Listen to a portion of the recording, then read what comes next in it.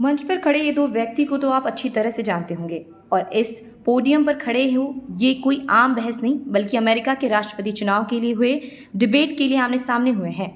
आपको बता दें कि चुनाव से पहले रिपब्लिकन और डेमोक्रेटिक पार्टियों की ओर से पद के उम्मीदवार डोनाल्ड ट्रंप और जो बाइडेन के बीच की डिबेट ने राजनीतिक गलियारों से लेकर मीडिया और आम जनता के बीच कई हलचल भरा संदेश भेजा है।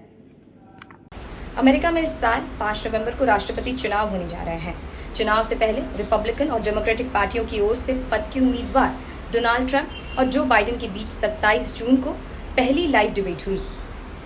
अटलांटा में हुई इस 90 मिनट की डिबेट का आयोजन CNN ने कराया था। डिबेट के बीच जिस चीज ने सबसे ज्यादा लोगों का ध्यान खींचा था वो था जो बाइडेन का रवैया। कई बार उनकी जबान लड़खड़ाती नजर आई। कई जगहों पे वो ट्रंप के आरोप को सही तरीके से काउंटर भी नहीं कर पाए। प्रेसिडेंशियल डिबेट में बाइडेन के सुस्त रवैये के बाद पोल्स और सर्वे के आंकड़े सामने आए हैं। यूएस के CBS न्यूज और योर गवर्नमेंट पोल के मुताबिक 72% वोटर्स का मानना है कि जो बाइडेन राष्ट्रपति पद के लिए उम्मीदवार के लिए मेंटली फिट नहीं है।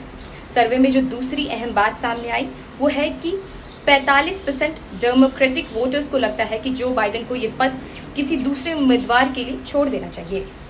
मीडिया रिपोर्ट्स और तमाम सर्वे के मुताबिक अमेरिका में इस साल होने वाले राष्ट्रपति चुनाव में डोनाल्ड ट्रंप की जीत की संभावना बढ़ गई है। ट्रंप के दोबारा चुने जाने के अटकले के बीच यूरोप की सुरक्षा और यूक्रेन के भविष्य के कई मायने हैं।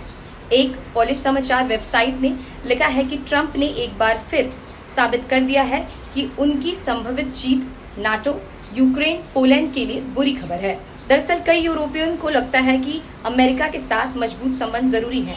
उन्हें डर है कि अगर नवंबर में होने वाले राष्ट्रपति चुनाव में ट्रंप की जीत हो गई तो यूरोप की सुरक्षा की गारंटी नहीं रहेगी। अब सवाल यह है कि यूरोपियों के मन में ये डर क्यों है?